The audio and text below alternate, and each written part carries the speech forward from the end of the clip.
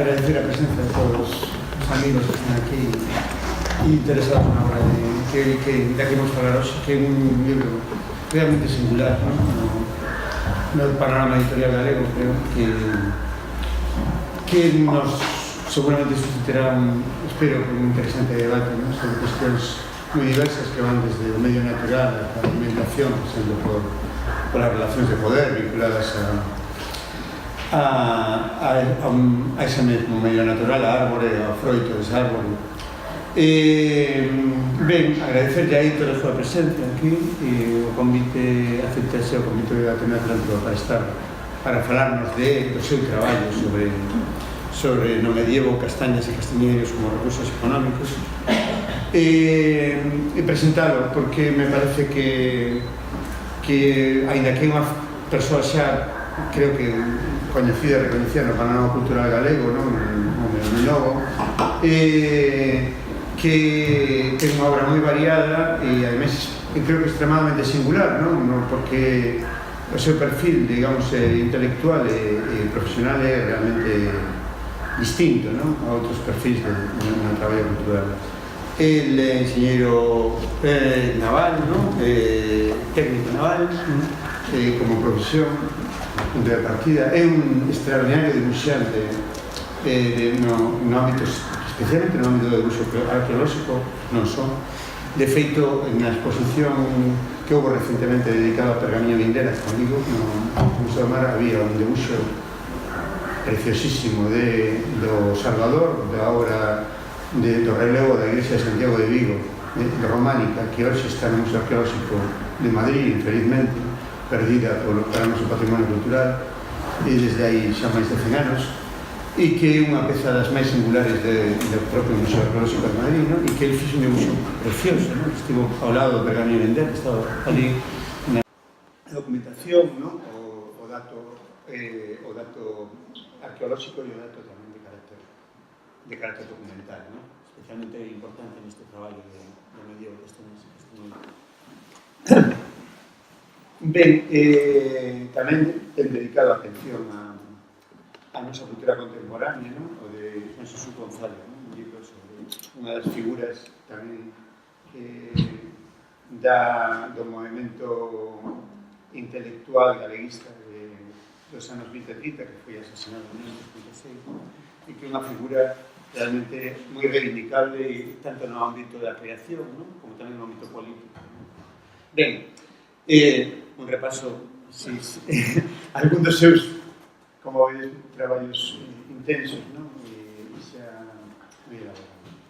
En canto ao libro do que nos vai falar e do tema do libro que nos vai falar aquí, o tema de no medievo castañas e castiñeiros como recursos económicos, brevemente tiño as notas de suxestións de ideas, de carácter xenérico, non específicas vinculadas ao que ele nos vai falar, que a mí me suxería o libro. Por un lado, me parece que é moi interesante a relación que se pode atopar no libro en xeral, cando un toca os temas que teñen que ver coas correntes de traballo historiográfico vinculado ao xeográfico, que son algo que desde aí nas últimas décadas, no traballo dos estudos de carácter humanístico teñen un relevo moi importante, e que modificar en boa medida a maneira de enfocar os temas históricos. Ese tipo de cuestións creo que o traballo de Víctor está nesa liña de traballo. Unha liña que entende que a árbore non é só un árbore, que a natureza non é algo exterior á cultura, independente dela, senón que todo o contrario, que está moi vinculada á historia de cada povo, é dicir, ese medio natural, e que, polo tanto, cada elemento da natureza, cada árbore, cada río, cada pedra, están, de alguma maneira, en ele está depositada tamén séculos de memoria. Pensaba, por exemplo, baixando agora, baixando pola rúa que se chama Segunda República, que está ali a mina de auga da fonte de Neptuno, que nos lembra que por aí pasaba un regato enorme e que era unha zona húmida, magnífica, que a memoria dese lugar está perdida polo estrago dos nomes dos lugares, porque cando un chega aquí, ese sitio era o Salgueiral, até aí apenas 100 e pico de anos, porque había un inmenso salgueiral aí, obviamente, unha zona húmeda, e que hoxe é a Rúa do Príncipe. É un príncipe que xa non sabemos quen é, por certo, pero que, ou sabe moi pouca xente quen era o tal príncipe, pero os séculos de memoria dese lugar, como o salgueiral, ¿no?, están perdidos para a nosa memoria colectiva, ¿no?, que é un tema reivindicado. Ese aspecto creo que é moi interesante para entender o sentido deste tipo de traballos, ¿no? O libro que nos vai falar Héctor do traballo que nos vai falar Héctor no medievo especificamente, ¿no?, para castañas e castañeiros como recursos económicos, por lo tanto é un libro que nos fala da memoria, da historia, e tamén creo que iso pode seguir tamén no debate, fala do presente e do futuro. É dicir, porque o que nos indica é que repasando aspectos da paisaxe natural e tamén da paisaxe social, que é o que toca, ¿no?, a paisaxe natural e a paisaxe social do noso país, de Galicia, na Idade Media, amosamos o que se conserva, amosamos o que se perde, na visión que herdamos, ¿no?, de maneira natural, e que nos manifiesta claramente a ligazón entre o medio humano e o medio natural, ¿no?, que é un elemento que nunca podemos perder de vista, tanto na vida como tamén no ámbito dos estudos do noso achegamento ao noso pasado. Falarnos tamén o libro dos medios de subsistencia e da alimentación, dos medios de subsistencia e das relacións de poder. É dicir, o libro, polo tanto, é un tratado de historia, pero é un convite tamén a reflexión, e, polo tanto, nese sentido, permítenos reflexionar sobre aspectos que teñen que ver co autoconhecimento, ¿no?, que nos pode demostrar como, ao longo dos séculos, os hábitos culturais nos levaron, esos hábitos culturais nos levaron a establecer coa natureza unha relación outra, unha relación distinta, ¿no?, que non é simplemente o que se entende moitas veces na sociedade moderna, que é esgotar, é dicir, a natureza como algo que se esgota, ¿no?, sino que se podían, e os nosos devanceiros estableceron con esa natureza unha relación distinta. É unha relación que, por lo tanto, nos pode ser tamén como experiencia mental, como experiencia de reflexión sobre o pasado, sobre a historia. Por lo tanto, creo que o libro nos propón unha viaxe, non, por espazos e lugares, por relacións históricas, e tamén permite que ollemos, non, de unha maneira distinta, como ollos ben abertos, e que nos pode tamén permitir reflexionar sobre o futuro.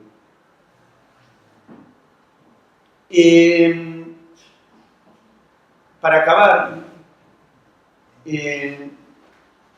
un segundo elemento que me viña a memoria un era este paseando pola cidade, vendo os sustratos da cidade, ¿no?, cando un chega aquí, e outro é a relación histórica que se establece entre o feito natural e o feito social. E vou acabar con unha cita de Virgilio, da Xeórxica. Cando acaba o libro da Xeórxica de Virgilio, fai un precioso verso no que di así cantei, di Virgilio, os desvelos cos campos, fogando as árbores, e di, encanto, o grande César guerreaba no profundo do Eufrates.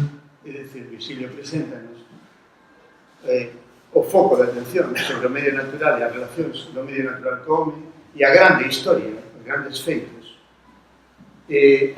o que habitualmente estudamos ata a nosa época nos libros de historia é o que fai César conquistando terras descoñecidas no grande Eufrates.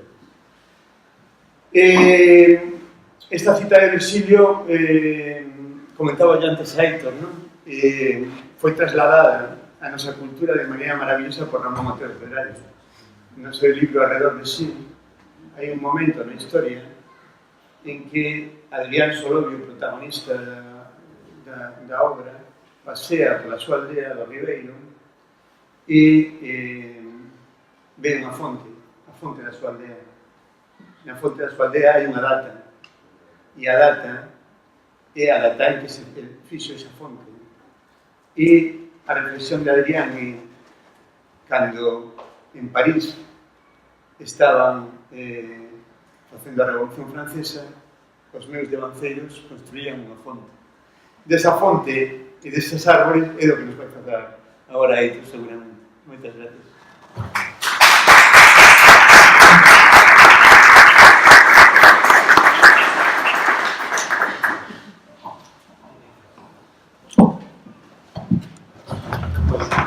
Boa noite a todas e todos.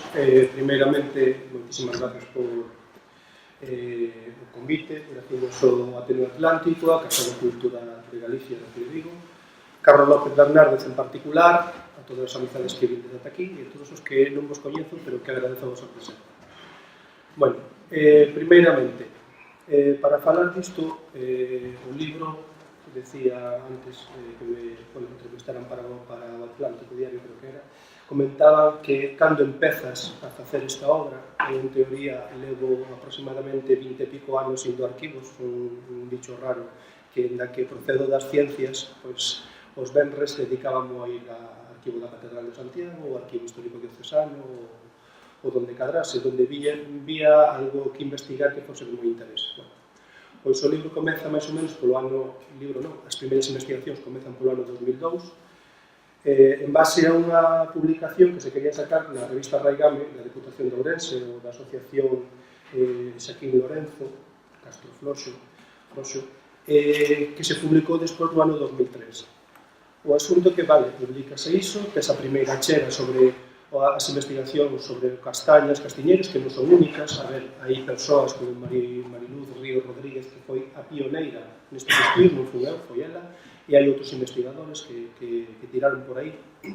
Pero, digamos que según iba publicando outras cousas, ou ia investigando sobre González ou outros autores, pois sempre que aparecía un detalle máis sobre a castaña, ias apuntando ben nun caderno ou notas marxinais que por aí nun libro ou así, ter en conta tal historia, ter en conta a variedade esta que aparece documentada, por exemplo, en Melón, ou que aparece documentada en tal sitio.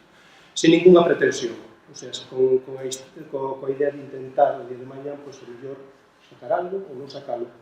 Isto se orde en parte polo meu concello, son de Cuntis, e resulta que ali, desde hai non moito tempo, 4 anos, máis ou menos, fago as xornadas todos os anos sobre a castaña. Castaña non solamente como recurso gastronómico, senón tamén como recurso económico, daí ven en parte o título. Xunto con iso colabora a Indicación Xeográfica Protexida Castaña de Galicia, en base a unha proposta que xurdiu, en base ao traballo que publicaste no 2003, non faz unha cousa máis ambiciosa, máis ampla. Bueno, pois, en principio, empecé a recompilar toda a documentación que había máis ou menos publicada, que era do meu interese, que xa sacaran outros autores e autoras, chamese, por exemplo, as coleccións diplomáticas de Rodrigo González, de López Alsina, de distintos historiadores galegos e historiadoras, Pallares Méndez, Hermelino Portela Silva, en base ao que eles iban publicando sobre o mosteiro, por exemplo, de Oia, o mosteiro de Cabeiro, pois eu iba intentando escudar o que máis me interesaba sobre a castaña en sí como froito e o castiñeiro como produto elaborado nacido dos nosos hortos. Bueno, ao final, estudáronse aproximadamente 44 mosteiros medievais, algúns alto medievais. A documentación empeza a ser estudada sobre o ano 842 en torno de Celanova ata o ano 1519, son 44 mosteiros, e despois sobre 7 administracións, digamos, territoriais: Concello de Santiago, Concello de Mondoñedo, Concello de Lugo, Ourense, pequenas vilas, incluso Viveiro, Viveiro é a cidade, propiamente. Xunto con iso, non solamente ver o castiñeiro dentro de ámbitos eminentemente rurais, senón incluso urbanos, porque da que todo vai encarreirado cara a castaña como produto rendeiro, como produto para pagar en especies a distintas institucións eclesiásticas ou non eclesiásticas, tamén é certo que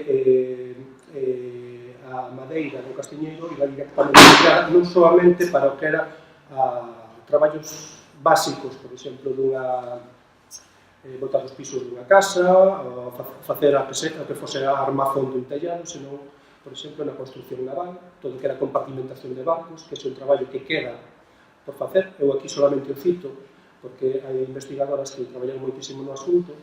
Eu non quero coller a información delas e non achegar nada, polo tanto, para que falar de algo no que non teño investigado, senón que, cando teña información suficiente, pois o mellor completalo.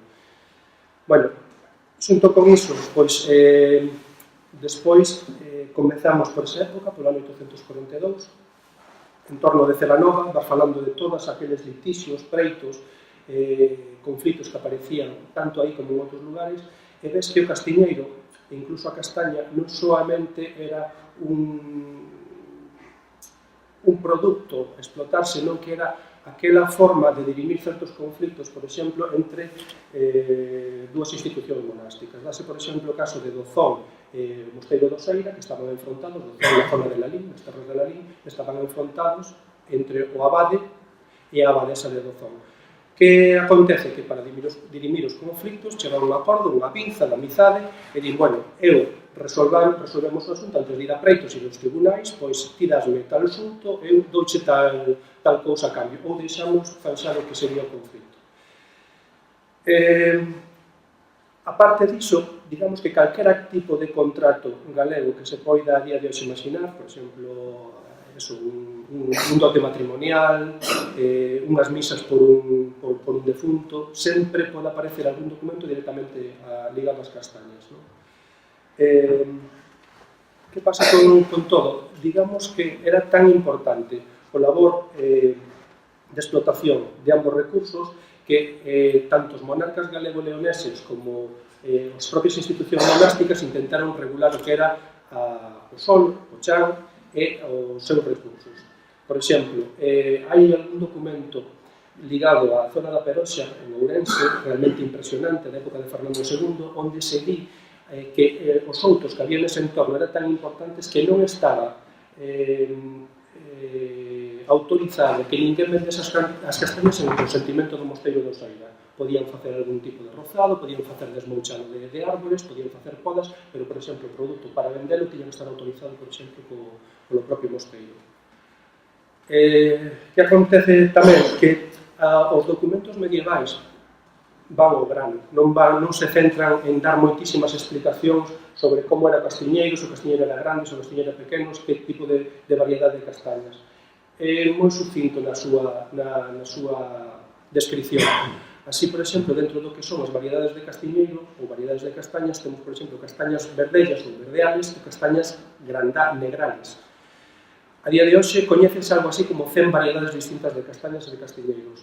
Na documentación medieval máis ou menos registrada hai dúas variedades e unhas supostas variedades, como unha castaña niveal ou algo parecido, unha castaña branca debe ser, e máis unha castaña que se chama grandal, un castiñeiro grandal. Que tipo de castaña é? Complicado. O asunto é que se basa en estudios lingüísticos podes interpretar que grandal procede de serodio, máis ben unha castaña temperada, unha castaña de Cedo, unha castaña de San Miguel, ou ben grandal polo tamaño do castiñeiro. Igual que existe o trigo grandal que o trigo de Cedo, pois neste caso podía ser calquera desas dúas acepcións.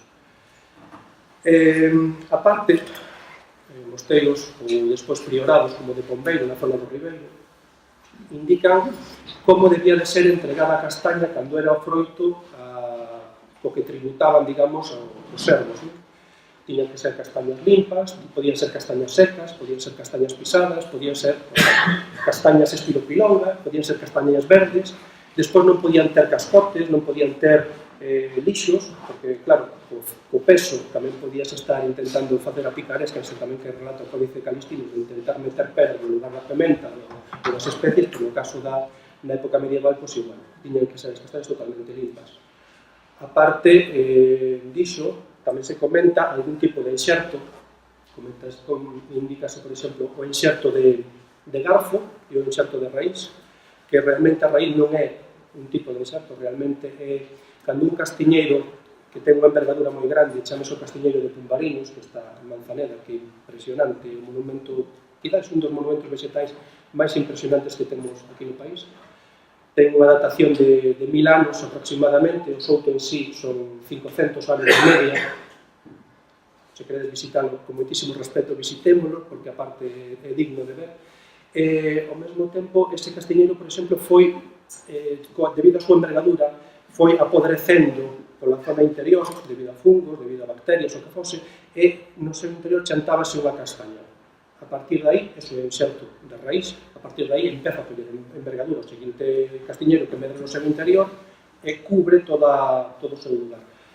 Que quere decir? Que normalmente, o sea, que realmente non era un inserto, era unha forma de intentar recuperar un castiñeiro moi vello, que era un lugar productivo, e aparte, pues, tamén era un símbolo, digamos, case totémico do propio lugar. A ese lugar, ou eses castiñeiros, eses tocóns, entre comillas, dos castiñeiros, aparecen documentados incluso no ano 1391, na zona de Boiro, que se lle chamaba cavernas, ou chamabanse covas de castiñeiros. Continúa sendo documentado ese termo no século XIX, e o asunto que son incluso palabras que a día de hoxe temos en desuso.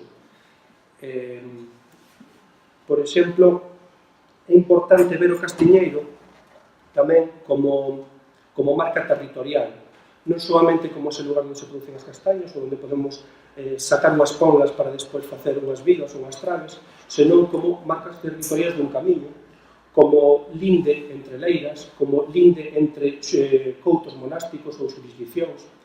Aquí transcríbese ou dase conta, por exemplo, de algún como Montillón, na zona da Estrada, onde había unha granxa que era propia do mosteiro da Armenteira, e indícase, polo 1300 e pico, que os lindes dese couto ian de tal pedra a tal mamo, citan pedacitas, citan castros, e despois di ata aquel carballo ou ata aquel castiñeiro, porque digamos que o mellor unha pedra, unha mamo podese desfacer, entre comillas, podemos mover un marco, o típico deporte dos galegos, mover os marcos de noite, pero tamén está o tema do castiñeiro que son, digamos, elementos que perduran na paisaxe o mellor 500 anos, 400 anos, digamos unha referencia territorial moitísimo máis fidedigna incluso que un chantón dunha pedra no camiño.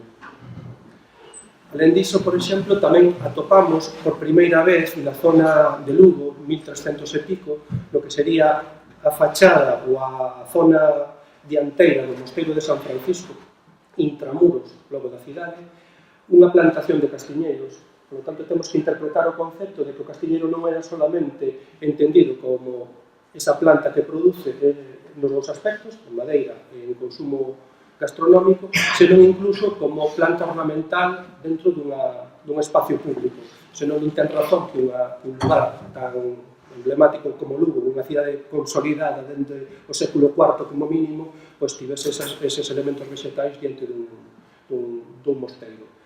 Evidentemente, si se consumirían as castañas, si se habería desmouchado das polas para combustión, para calefacción dos nosos fogares, pero evidentemente tiña unha función máis ben urbanística, ou estética, ou paisaxística, por chamarlle doutro xeito. Xunto con iso, os soutos en sí, había dous tipos de soutos propiamente clasificables. Estaban os soutos bravos, que son os soutos que nacen, en teoría, semi-espontáneos nun monte, onde hai castiñeiros bravos que despois deben de ser insertados mediante un patrón, xa daquela se facía, era un inserto por garfo, e despois hai os soutos mansos, que son aquelas zonas boscosas que son roturadas, que se chantan esprofesos dos propios castiñeiros e que van a ter uns cuidados moito máis grandes e máis precisos dentro do que é o entorno social do territorio.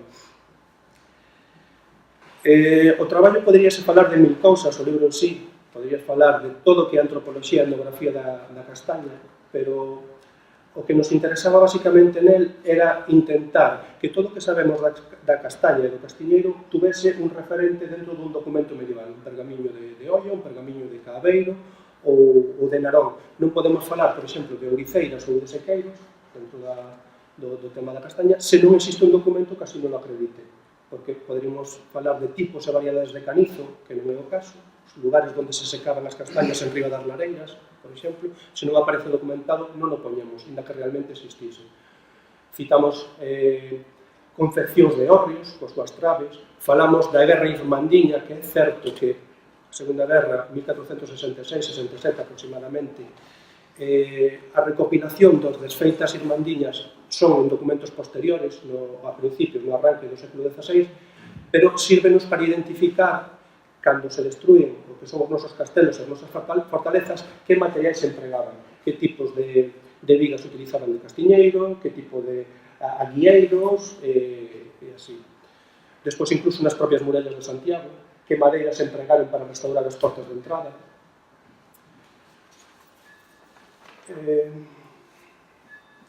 Outra cousa importante é a simbiose que existe entre o castiñeiro e outras producións. Xunto co castiñeiro, evidentemente, poden aparecer nogueiras, consumo de noces, pero o máis habitual, sobre todo na zona do Ribeiro, eran as plantacións de viñedos. Todos sabemos os amandis, e non é citar, por exemplo, unha marca, é citar unha variedade. Na zona da Amandi, por exemplo, existían bacelos dende tempo inmemorial e ao mesmo tempo existían castiñeiros ao pé. Pero non era un obxecto de ter dous cultivos paralelos, senón porque o propio castiñeiro abastecía de varas e de madeira suficiente para poder facer estruturas e conter o que eran os propios bacelos, as propias cepas. Por lo tanto, iso podémolo ver tanto no Ribeiro como en Tarras de Celanova, podémolo ver na zona do Salnés ou da Arousa Alta, que sería a zona de Rianxo, Boiro. Tamén se ve na zona na Ribeira Sacra, ata, se queremos, Monforte de Lemos. E tamén se comenta todos aqueles traballos de tipo artesanal que se confeccionaban coa madeira de castiñeiro, sexan arcas, arcóns, tallas incluso de retábulos.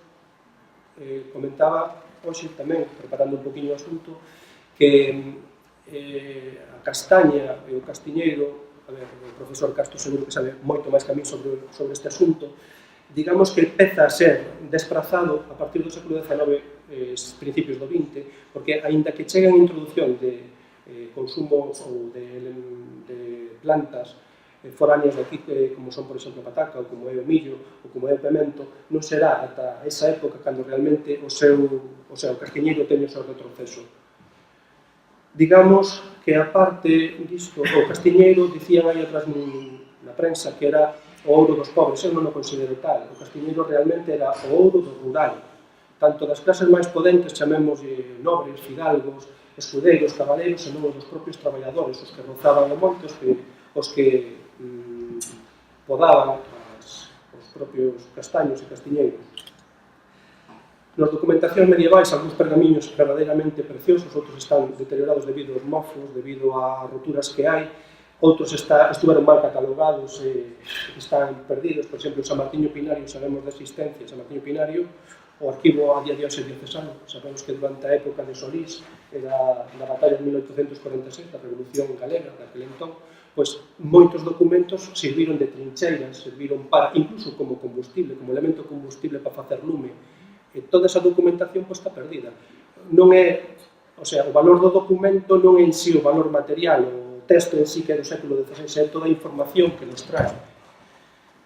Neses documentos, por exemplo, pódese falar ou falase do vareado dos castiñeiros, como se facía o vareado, que tipo de vara había, como eran as ouriceiras, como eran os sequeiros, os canizos, as cisternas, que tipo de cisternas eran, como eran eses lugares onde se almacinaban as castañas para despois ser consumidas ao longo do inverno ou parte da primavera, ou ao longo de todo o ano. E incluso falase das medidas da capacidade, fanegas, almudes, cerrados.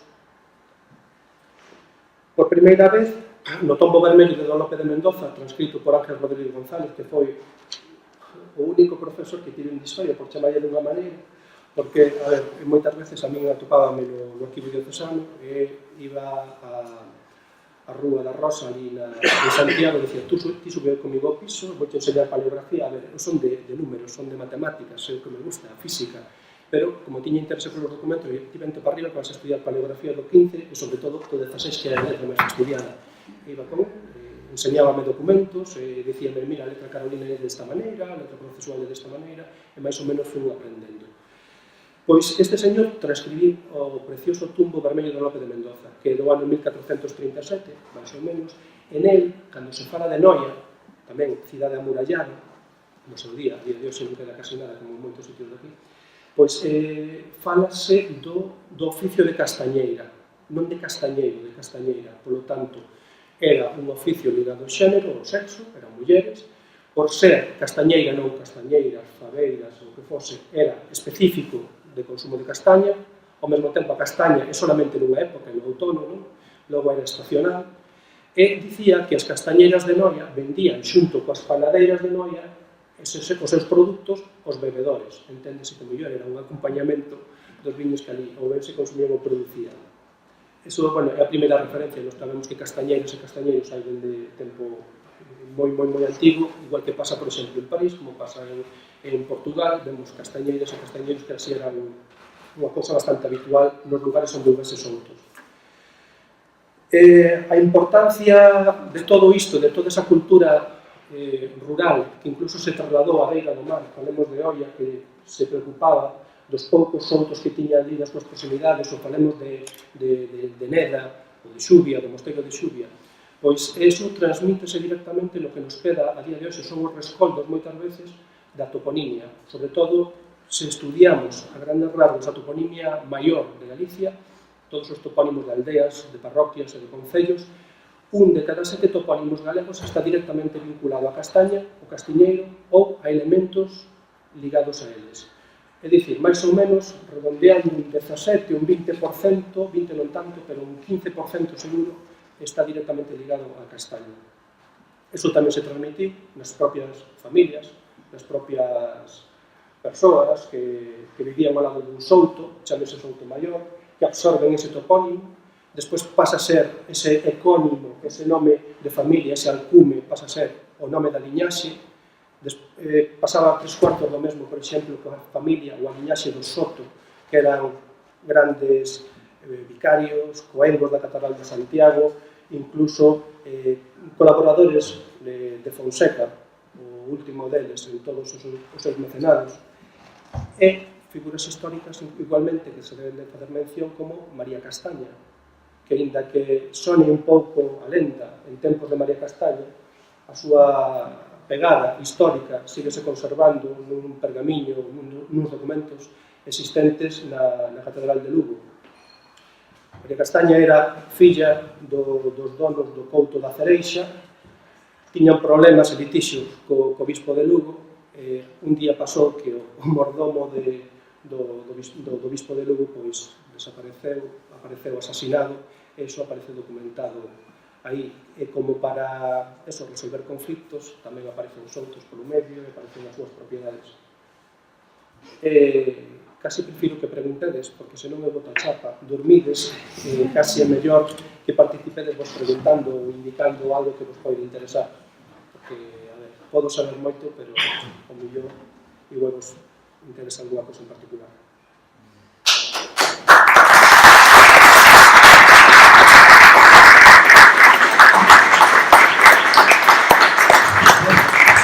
Pensamos en un torno de palabra.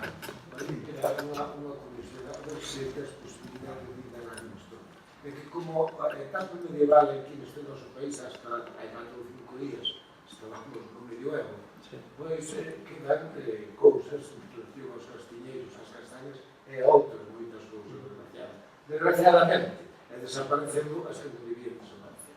Bueno, quero dicirche que o castiñeiro era unha cousa, un ben autónomo que podía ser propiedade separada do territorio onde estaba instalado. É dicir, un terreno común pode ter un castiñeiro que sea do fulanito de tal e o que ten dereito as castañas de apodaron, ainda que o contorno todo iso sea comunal, viceversa, ou non viceversa.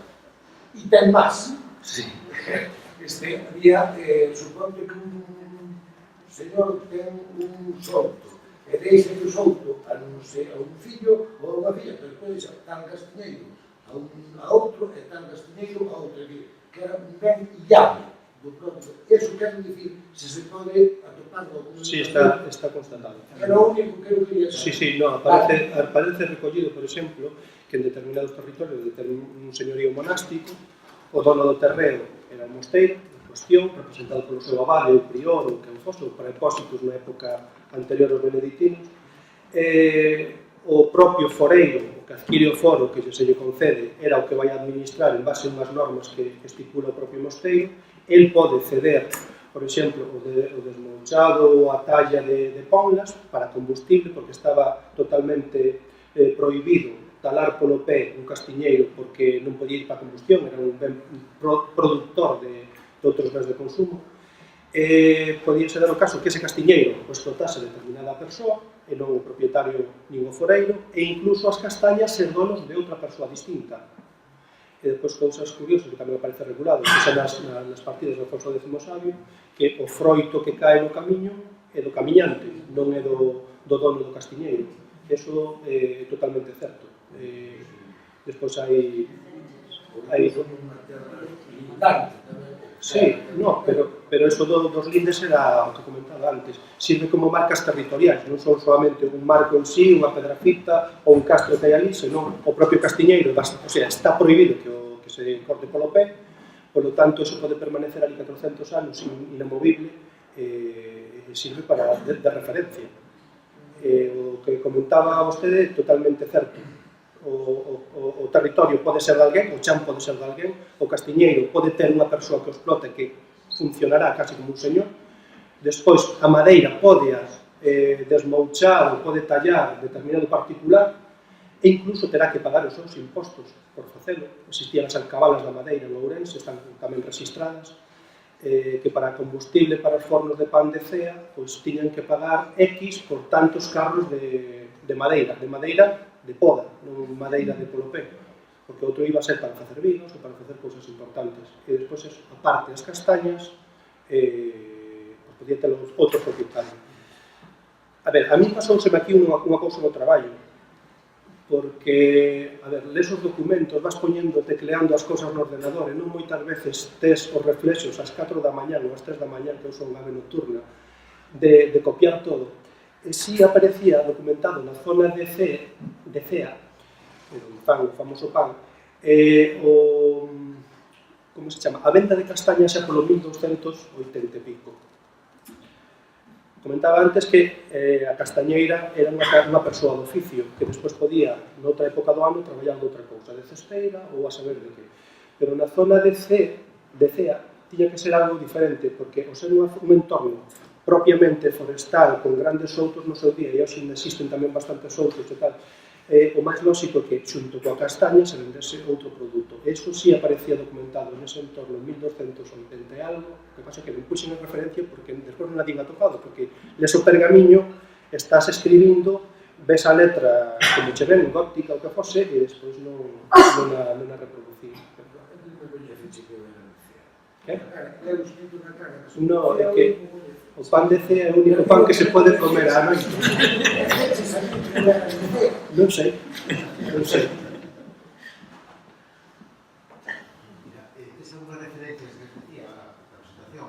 Sí. O gastronómico, a importancia que tiña para o caldo, para o cocido? A nivel documental de idade media, non teño. Teño eso, que podía entregarse a castaña como troque, como ven para trocar por outro produto, podíase pagar en moeda, as que eran de maior calidade, na zona de Cuntis en Xinzo pagábase a castaña en moeda, despois a castaña podía ser seca, pero podía ser pisada, supónse que o mellor podía ter unha intención de facer fariñas ou así. Existen documentados produtos gastronómicos, pero non concretamente a castaña.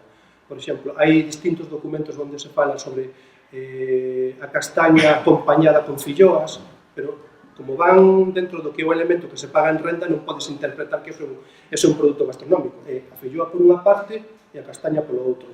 Igual que a veces queixos ou aparece así outras cousas. Por exemplo, creo que era en Samos. O gran problema de Samos é que o arquivo, o incendio este famoso, que a maior parte da documentación medieval está perdida ou semi-perdida. Ali sí que aparece registrado por primeira vez, que eu teño constancia, según Andrade Cernadas, a primeira referencia ás filloas, as nosas produto gastronómico casi por antonomasia no entroido, chamanlle ovum foliolis, pero a castaña en sí como elemento a acompañar en carnes que casi seguro ou segurísimo, non aparece. E con respecto a orixe, es dinheiro autóctono de Galicia ou... A ver, eu vou falar non por min, vou falar por quen sabe. Falo da indicación xeográfica protexida de Manuel López, que foi o que fixo o prólogo ou a introducción deste libro. El traballa desde hai moitísimo tempo neste asunto, é produtor de castaña ao mesmo tempo, el comenta que a castaña xa existía aquí, cando menos hai 10.000 anos. A ver, non é desacertado, porque en parte son os estudios carpolóxicos, polinolóxicos, estudios antracolóxicos, ou seja, dos carbóns, do polen, de elementos que aparecen nos nosos castros, si se ten constatado a existencia de landras, de carballo, bellotas, as rosas, ou de castañas, polo tanto, se iso aparece, é porque aquí tiña unha función gastronómica e, evidentemente, de consumo, de algún xeito. Tamén é certo que, inda que eso exista, será, ou polo menos leva fama o Imperio Romano, que realmente empece a regular o tema da explotación do monte, que despois se quedará consolidado coa presencia en época posterior, no medievo, cos mosteiros, que foron os grandes núcleos de explotación, sobre todo rurais. Perfecto. É certo que os romanos cos campamentos creaban soutos para consumo ou ian plantando soutos. Bueno, a faméis, eu sigo dicindo que por referencias Castromao, San Cibrán de Las, Cuntis e Caia Castrolandín, Santa Terra, aí aparecen castañas, aí aparecen landras. É certo que o Imperio Romano foi trasladando, posiblemente trasladase variedades, e aquí hai as que había e outras máis. O asunto, que cales son as que son propiamente autóctonas e cales non son. A saber, habría que facer estudios xenéticos e seguramente que nos van a dar todo un patrón común, pero é complicadísimo saberlo. O que sabemos é que hai sobre 100 variedades galegas, moitas dos nomes a día de hoxe están ligados ao territorio, aquel lugar chamábase castaña negral, porque era unha castaña oscura, era castaña de novembro, e quedou ese nome. A día de hoxe está estandarizado, pero esa, por exemplo, aparece recollida na documentación medieval. Hai outros, por exemplo, que variedades que se perderon. O sea, variedades, nomes de variedades. As variedades seguirán con outro nome. Rocío. Unha visión xeral que podes ter ti agora mesmo de todo o medievo, aventurándote, que porcentaxe lle darías de masa forestal que estaba usada por castaños, de castaños en Galicia? É moi complicado. Primeiro, porque, a ver, no medievo habería que poñer primeiro xa un período en concreto. Eu comezo no ano 842, sobre todo en torno de Celanova, o tombo de Celanova. Que hai aí? Que moitas veces a documentación é latina, e aí falase de saltus. Os saltus, que de onde procede o nome souto, que temos que distinguir de saltos, de salto de auga, os saltos eran pastos, sobre todo de montaña, que podía haber incluso, despois castiñeiros, pero tamén xunto cos castiñeiros habería carballos. Cando se empezan a facer os propios soutos mansos, a confeccionar soutos esprofeso para a produción dunha cousa ou doutra, a maior documentación é do século XIV. A porcentaxe, pois, non sei, pero sábese que castiñeiros había dende o Ribeiro ata Boiro. O tema que non pasaría como está pasando hoxe. As 2/3 partes da masa forestal galega, hoxe por hoxe, é eucalipto. Iso que hai? Daquela non, nin era incluso castiñeiro. Por a zona do Morrazo, vai ser moi informada que nos zona hai castiñeiros, e parece que bastante abundosos. Dices esa impresión, xa naquela, había esa zona aí, porque por Vigo, había xa que non podemos reportarnos moito máis para atrás, a saber proporcións, por lo menos había certa abundancia de castiñeiros. Supoño que si, o que pasa é que, por exemplo, aí, en base a iso, habería que estudiar todo o que sería os interrogatorios do catastro Marqués de Ensenada, que, digamos, é unha das fontes máis fidedignas, sobre todo no que se refire a especies, gando, masas forestais e tal. Por exemplo, había un couto jurisdiccional cerca de Pontevedra, a 1000 concretamente, que falaba de 20.000, poñía números, 20.000 carballos, 30.000 castiñeiros, cousas así. Nesa época, no século XVIII, eu non afondei nela. Aparte, por unha razón, como non acoutes un pouco o traballo, vámonos xa polos cerros de vida. Hai un traballo que sería importante facer, que sería recopilar, digamos, transcribir e interpretar toda a documentación que hai en Samos de consumo da castaña entre os séculos XVII, XVIII e XIX. E os documentos están aí, son becerros inmensos, preciosos, que falan do viño, falan da castaña e falan de outro produto máis que non me lembro. Ese traballo está todo por facer. Igual que está por facer, por exemplo, parte das exportacións madeireiras que existían de Galicia, sobre todo dos portos de Viveiro e dos portos da Coruña, cara as Illas Británicas, incluso a Bretaña francesa, con madeira de castiñeiro daqui, para a construción civil e parte da construción naval. A construción naval era para compartimentación de estancias, digamos, de camarotes, entre comillas, ou habitáculos, porque a maior parte da construción naval utilizábase madeira de conífera, que sobre todo viña da zona do País Vasco. Todo o traballo ese queda por facer, construción naval vinculada á Idade Media, e despois todo o século XVI, XVII, XVIII, fundamentalmente sobre a castaña, hai traballos puntuais e moi bons, pero deberíase recopilar todo. Non podía abarcar todo o asunto. Era complicado, xa a veces intentar clasificar todo, poñerlle un certo orden e certo criterio de rigor, anotando todas en notas a pé de página as procedencias dos documentos e os lugares, xa levo o seu. Pero, igual que se fai isto, eu creo que se debería de facer, por exemplo, como co tema das folloas, co tema dos queixos que aparecen documentados, o tema das mazás, as variedades de mazás, os pomariños, os pomares que existen na diplomática medieval, todo o que teña que ver cos nosos consumos de antano, debería existir un aspecto, o sea, unha monografía como esta, ou parecidas, ou intentar recopilar para poder entender en que base nos creamos este país, a nivel gastronómico incluso. Decía que, bueno, nos antigos poseía, por exemplo, galegos, está Carballo, castaña. Por outro lado, eu traballei na madeira e hoxe en día, a madeira case toda exportada, por lo menos na madeira que traballei. Pero iso é porque fundamentalmente vivimos na inmediatez, nos queremos plantar para ter dentro de 10 anos o sumo, en cambio que somos bastante ignorantes no aspecto de que un castiñeiro empeza a ter unha produción, digamos, xa apetecible a partir dos 5 anos, xa tes as túas castañas, xa tes bastante bo produto, e aparte, cando ten unha envergadura xa grande, con 20 anos, unha hectárea de castiñeiros, aproximadamente, pode estar rendindo entre 12 e 15.000 euros. 12 e 15.000 euros en castaña, despois metelle a madeira. Que pasa con iso? Que a recuperación do noso rural, o que temos xa medio perdido, sería intentar, a nivel estacional, de que sexa solamente en outono e parte do inverno, facer os traballos que corresponden vinculados sobre todo aos castiñeiros e os carballos, pero sobre todo os castiñeiros, porque ven moito máis rendible, e recuperar esas aldeas que nos quedan, porque se, por exemplo, imos ali, facemos o desmouchado, facemos unha limpeza dos ourizos, axudamos a recolección, que eras ou non o rural recupera.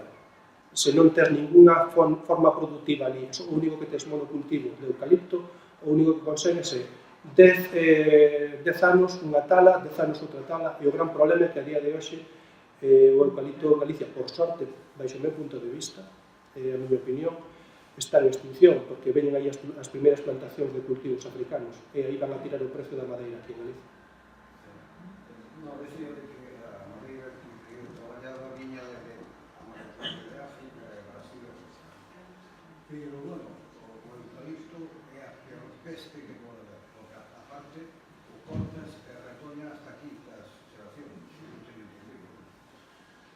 Sí, é unha das árbores máis solidarias era o castiñeiro, porque o castiñeiro dache o froito, dache madeira sirveche para arreglar unha casa, sirveche para facer un retábulo como Nosa Señora dos Ollos Grandes da Catedral de Lugo, sirveche incluso para protexerte da choiva cando estás metido dentro do burato, bueno, sábelo, polos que hai en Allariz, de toda esa zona de Augas Santas. Ao mesmo tempo, os pastores, antigamente se o recollo Xaquín Lorenzo, que empregaban os nenos, bueno, para os xogos, para agocharse, pero despois o propio pastor facía lume no seu interior, así aparece moitas veces queimado, non son solamente polos raios que lle caen os tronces, senón que tamén servía para acubillar o lume contra o frío. Dice a micología. A micología. Sí, micorrizando todos os fungos que poden aparecer aí, sí. Pero, bueno, son unha parte do que poderíamos rescatar dos nosos montes. Ao mesmo tempo que tes eso, tes produtos complementarios. Perdón, unha cousa que me ten sorprendido, teño comentado, o sea, tomando un par de veces, solamente, porque ni siquiera os grupos políticos que parece que teñen sentido común e que se interesan por propiciar cousas interesantes para o povo, non teñen incidido inmensamente máis na que ten que facerse, que é a ordenación do territorio rural, e dentro da ordenación do territorio rural si poderían chegar esos lugares de terras e esas cousas, e si poderían chegar esas plantacións de castiñeiro nun caso e de outras cousas, de outras produccións noutros. Pero aquí ninguén se preocupa de a Asamblea morre. Como que vai a morrer? O sea, que a calquera hora hai que levar un foncillo para cortar as silvas e poder pasar.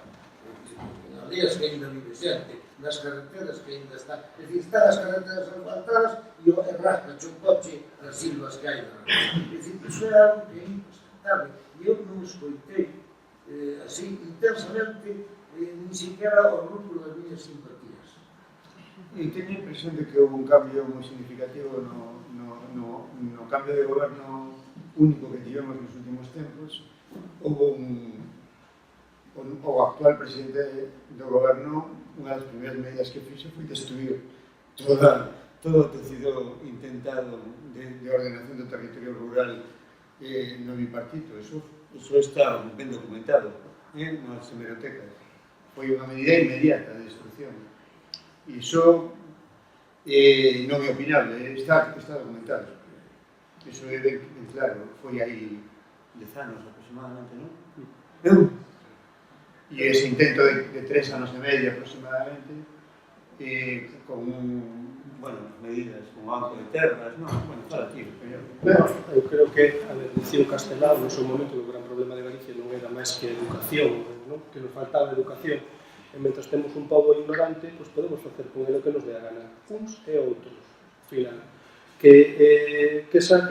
Aparte, nós temos o gran defecto de que valoramos moitísimo de fora, pero non temos amor propio polo noso. Dicimos, ai, que castiñeiros tan bonitos hai en Asturias, ai, que non sei que, e nós temos aquí, non o valoramos. Temos o castiñeiro de Pumbarín, sigo dicindo, temos ese gran souto inmenso, non sabemos onde existe, non sabemos onde está, pero despois vemos, por exemplo, a árbore de Guernica, que ten todo o seu mérito, pero nós non valoramos isto. Aparte, mentre teñamos un pobo ignorante, aquí podese facer o que nos dé a gana. Tamén hai outra cousa, hai que tamén entender a quen queremos, para quen queremos gobernar. Se se quere gobernar para un pobo, para unha ciudadanía, para conservar o que temos que conservar, e ao mesmo tempo saber introducir outras cousas, evolucionar de outra maneira, non? Ou se queremos realmente gobernar para as empresas. Eu podo axudar a unha empresa, podes colaborar con ela, pero tamén tens que conservar o que che é teu. Ti non podes estar estragando unha ría inteira en beneficio dunha única empresa. Hai que generar X postos de traballo, sí, pero que tamén se perdeu tanto de marisqueo, tamén se perdeu tanto de litoral, tamén hai que compensar. Non todo vale, non todo é, non sei, todo por nada. O que está pasando co tema do eucalipto é eso. A ver, os problemas que tuvemos en Vigo, que tivestes en Vigo particularmente neses lumes, é porque se está facendo un monocultivo intensivo solamente de plantas pirófitas que se alimentan hasta do propio lume. Eso é pólvora, é dinamita. Con estas, sobre todo plantas que son, digamos, frondosas, é diferente, son das que calman e afogan o lume. A ver, sabemos o da imaxe esta de Portugal, que ardera todo e quedara aquela aldeiña porque estaba rodeada de planta autóctona ou de árboles autóctonas. Pois, ou collemos o exemplo e nos quedamos coa copla, ou nada. E nós tamén temos que ser corresponsables de exixirle aos nosos representantes públicos de un lado ao outro que nós tamén queremos un mundo onde teña cabida todo. Pode existir o eucalipto, evidentemente, para producir X, Y, etc. Pero o que non podemos facer é coller e arrincar de raíz todo o que non é propio. Isso non é lógico. Eu vexo así. A mellor estou errado, pero é a miña forma de ver. Unha dúbida que me quedou na charla é a economía da castaña tan importante en Mallorca. Non sei se podríase dicir que é o principal medio de producción. a nivel digamos, rural, sobre todo que digamos, un dos produtos gastronómicos estrella, por así decirlo. O que comentaba no seu momento, como dicíase que era o ouro dos pobres, sigo dicindo, non era o ouro dos pobres, era o ouro de todas as institucións, sexan monásticas, non monásticas, dun concello, non, dunha xurisdicción, dun couto xurisdiccional que tivese unha boa produción castañeira, evidentemente, eso é exportación, o que non hai noutros lugares como no litoral, aquí, pois, porque chegaban, por poñer o caso, porque chegaban sollas, porque chegaban ollomoles, por exemplo, a Oseira. Pois porque Oseira tamén podía trocar, aparte de que fose un mosteiro inmenso e con moitísimos monxes e que era un dos máis potentes de Galicia, porque podía trocar bens de consumo que tiña ali nos soutos da Peroxa e de outros lugares, trasladaban para aquí as castañas por troco, por venda, e para aí iban os peixes. Aparte porque a propia régula monástica lle prohibía, bueno, son todos que eran benedictinos, comer carne de cuadrúpedos, por lo tanto, tiñan que introducir, sobre todo, ou aves ou peixes de río de mar. Pregunta miña, porque toda esa economía en un momento desaparece. Eu pensaba que tiña que ver con a introducción das outras especies, do millo, da pataca, que esa se pode dicir que no século XIX era o principal papel do alimento rural, pero ti máis ou menos dixeches que non, que usos despois. Hai algún motivo por que se economía? A ver, para mí o tema da documentación, cando vas baleirando, ves que siga habendo soutos, siga habendo consumo de castaña ata o século XIX, pero plenamente. O que pasa que a pataca aquí introdúcese, bueno, vou falar do meu entorno porque o que máis coñece, introdúcese na zona de Padrón, Herbón e toda esa historia como planta ornamental, a pataca. Despois, claro, va a verlle as cualidades gastronómicas que ten e xa pasa a ter outro factor, pero a castaña ata o século XIX era básica. Mínimo 19, e seguiu hasta os nosos días. Tampouco hai que dicir que nos anos 70 non estuviéramos comendo castañas, estaba no campo, estaba no tecido. Bueno, Castro sabe lo mellor que a mí, que che vai o asunto gastronómico. Sí, bueno, vamos a poder decir que na Idade Media a castaña era esencial para os tropicales, para os fundamentales, non ponían primeiro platos inventados, sino unha cousa conxunta con isto da trigo. E os nabos eran tamén fundamentales. Logo, a partir de 1850, cando as patacas se introducen, e tamén desde o século XVII, que hai disponible un millo, que é unha auténtica revolución, porque é un productivo, e toda a tierra roja depende do millo, fundamentalmente. Estes dos produtos van a completar a importancia da castaña, pero esta non deixa de ter unha importancia grande ata comezos do século XX, e influen varios factores no decrecemento, na decadencia da castaña. Esta foi inspirada en Francia, pois hai un traballo sobre a competencia entre o trigo e a castaña, como se roturan novos campos para cultivar trigo e se eliminan castaños, soutos. E, bueno, hai como competencia entre ambos. En Galicia sería tamén o centeo, que é máis importante que o trigo, e o millo toda a costa. O trigo un pouco, é o pan branco dos ricos, e excepcionalmente nas festas tamén do mundo. Entón, a castaña ten algunhas desventaxas con respecto aos cereais máis nobres e máis estimables. Unha é de tipo simbólico. A castaña, en canto a xente se refina, aparece alguna burguesía no século XIX, completa a finandía, etc. Bueno, tamén un sector represeñado, acomodado, un 10% da población rural, como os labrigos de Bompasa, pois a castaña aparece como un alimento rústico, de xente da montaña, de xente ignorante. Asociase un pouco algo parecido que pasou ao millo, ese ser pan de pobres, alimento de gando, de galiñas, e entón connota negativamente o millo, frente ao trigo. Pan branco do trigo, frente ao pan negro, de centeo, ou pan de millo, que é tamén de animais. Isto o connotou negativamente. Pois a castaña pasa algo parecido no plano simbólico das mentalidades. É un alimento de rústicos, de xente se considera pouco ilustrada, pouco analfabeta, pouca higiene, ten esa connotación. Logo ten outra desventaxa de transporte.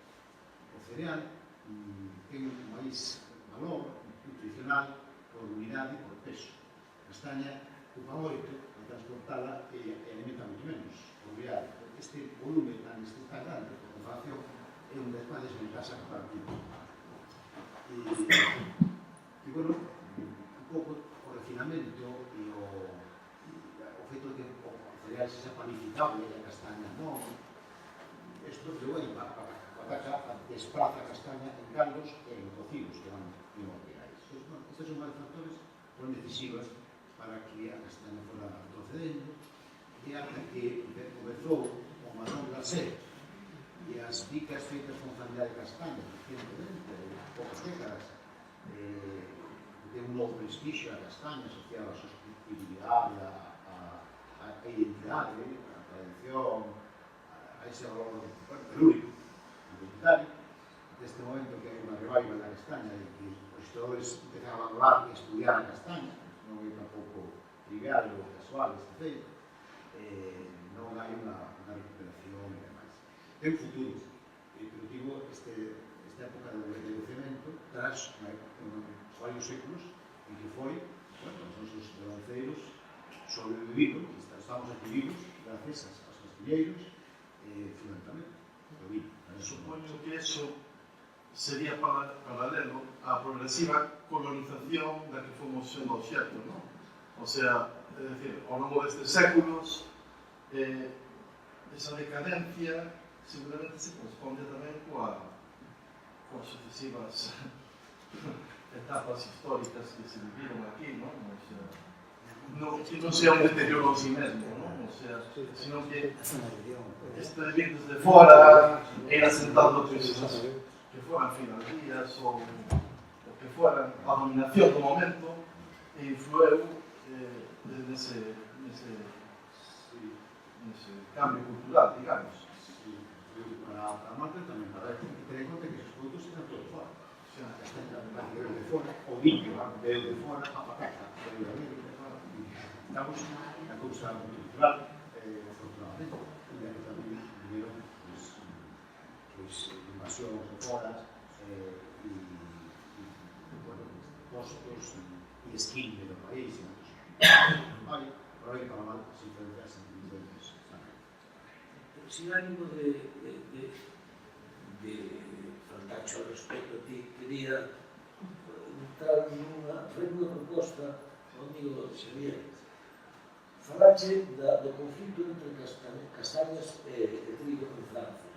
E ese conflito non estará documentado ou posiblemente observable de que foi con unha previa cohabitación casi simbiótica no mesmo territorio castañas e trigo, porque eso, como digo, na nosa terra ainda medieval antónite, en Valdeorras, que é a zona con maior produción de castañas que hai tal, sempre se solicitou o trigo, non digo os castañeiros. E precisamente por esa factura foi buscar a mulher de Valdeorras. Claro que sí, pero a cousa non é tanto competencia agronómica, que non se podían coexistir uns outros, os castañeiros, os outros con territorialidade, senón simbólica e competencia máis ampla.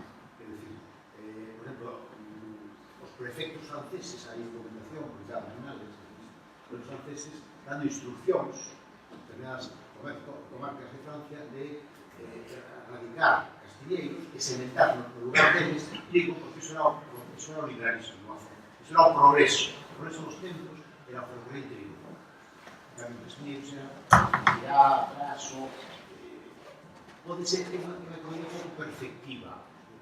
Ten poucas melloras os castilleiros, porque se cultivan e se manteñen. O trigo máis productivista, pode cultivado en determinadas combinacións multilaterales e rotacións, permite unha productividade máis elevada. O castañeiro é máis estantivo. Son diferentes factores asociadas un pouco a permanencia. O importante é o dinamismo, o progreso, como mito, como idea esencial. Entón, o progreso era o trigo, era o ferrocarril, era o liberalismo. Tanto que o castiñeiro estaba asociado ao mundo dos mosteiros, das galerías, dos rústicos, os aldeanos. Pero o mal concepto do castiñeiro, por así decirlo, temos reciente. A ver, non hai moito, comentaba xente de Pollo que un conflicto houve ali co mosteiro, porque resulta que estaba todo cheo de castiñeiros e que os ourizos picabanlle nos pés ás persoas, andaban maioritariamente descalzas, e a principios do século cortáronse todos polo pé para poñer plátanos, este ácero, como se chama, porque primeiro, que importa a castaña, que importa a sombra, que importa a madeira, cortase polo pé porque nos pica, poñemos unha planta de fora, e iso. Non sirve para nada, porque pode Xa, practicar pero son feitos, o que comentaba Xavier, houbo casi como un rechazo directo polo tema rural ou polo tema, digamos, rústico do asunto, que non quedaba ben eso, podemos facer unha alameda máis bonita. E ademais tamén a castaña é pesada, para inserir, non comprobarse despois de ter hai que tomar isto con moderación, porque tomas de castañas que os faz non pasan, e ainda por riba ten algo de flatulencia, e iso é ainda máis por lo tanto, ese é unha de factores do trigo, máis digestivo, os médicos, os xinistas que trataban o trigo, pan branco, pan, e a castaña é unha cousa pesada, dixesta, que aumentaba ese factor simbólico negativo de alimento retardatario. Aproveito, ainda que continuemos o debate, para recordar que cando rematemos a presentación, e o debate, na cafetería Cosmos podremos, pagando cada unha a súa consumición, teremos un detalle con tortilla e con marrón glacé,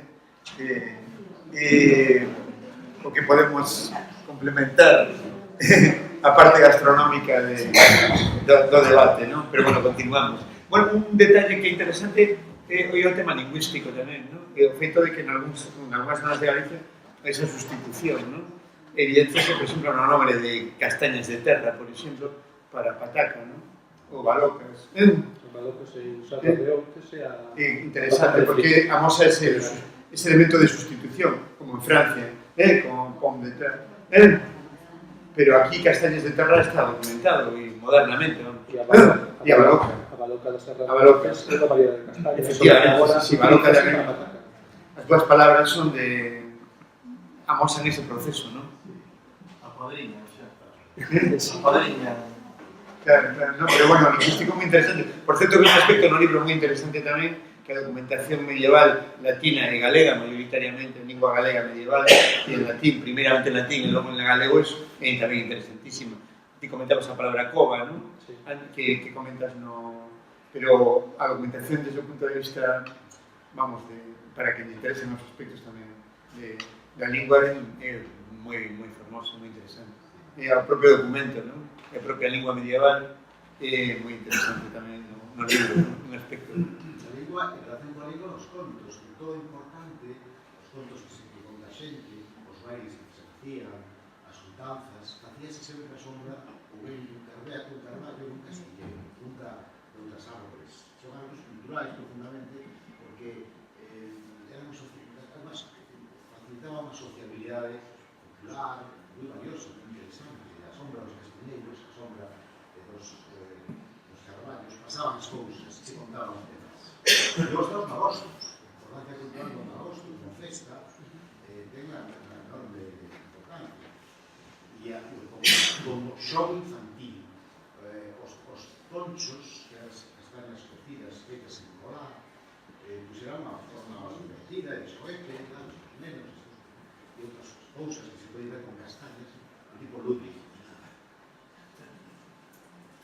Os cantares de Rosalía dan moita proba dese aspecto, non? Cantares gallegos aparecen de maneira fermosísima, non? Versos que fan referencia a iso.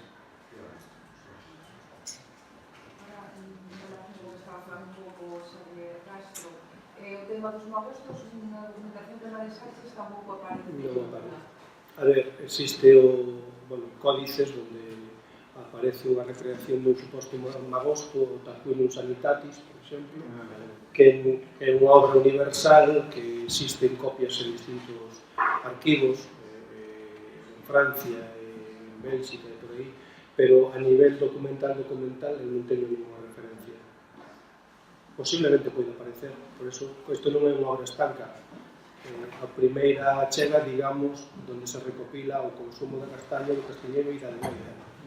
E como falta moitísima documentación por transcribir, hai documentos, por exemplo, na Catedral de Santiago que están en cartapaces, en cartafoles, perdón, ainda por descubrir os seus contidos, pues, calquera momento.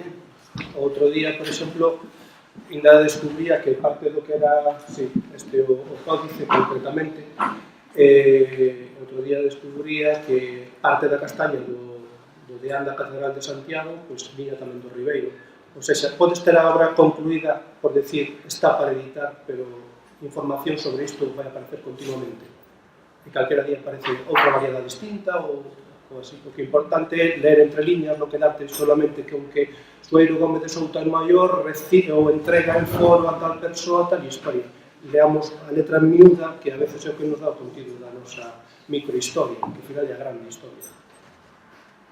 Justamente teño que decir que o castiñeiro é unha mágoa que se perdeu toda a súa cultura. Eu o digo porque na zona de Ourense, Barra de Miño, beira do río, había moita riqueza co castiñeiro. E moitos ebanistas que se facían mobles, o sea, ter unha cama de castiñeiro ou un armario ou calquer tipo de, ou unha mesa de comedor era moi importante. E houve unha riqueza moi grande de fabricación de mobles de castiñeiro que se perdeu. Esa zona agora non hai ningún ebanista. E esa riqueza non se aproveita. Por que non se volve outra vez? Por que non se fan plantacións e se utiliza o castiñeiro para esa gran riqueza que é... Pero a resposta dixo aquel señor, porque non hai regulamento do territorio. Sí, non se sabe o que se quere facer. Pero foi unha pena que se perdera esa riqueza, porque eran uns artistas, foi hasta... O sea, as carpinterías ali en Barra de Miño empezaron a desaparecer pois nos anos 70, por aí. Empezaron a pechar todas e non queda ninguna. Había grandes artistas ali. Por lo tanto, tamén desaparece o carpinteiro, desaparece o escultor, desaparece o artista. Bien. Queríamos, para acabar o acto, que entender que non pasar, porque non, facer entrega dun presente a Héctor, que queremos que sea emblema tamén do Ateneo, non? Que é este grabado de Yolanda Carvajoles que está aquí, non? Que é unha edición feita para este tipo de actos do Ateneo, non? Que é outra, é unha landra, que ten que ver con... e que, bueno, queremos que Héctor, que nos vai falar dun tema que ten que ver con esa memoria e paisaje que falábamos ao principio, non? E con ese futuro tamén, que representa moi ben esta obra. Esta idea, pois, que ese sea o primeiro dos presentes do Ateneo nesta nova etapa, non? Para Héctor.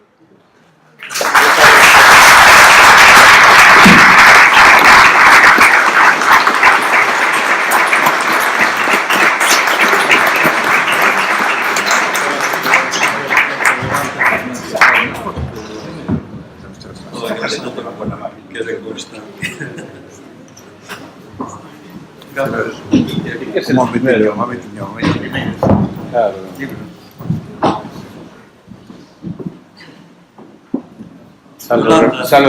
Yolanda, saca ese libro. Ven para aquí que eres artista, ¿no? Ah, claro, ¿qué estás ahí? Apaga eso, campeón.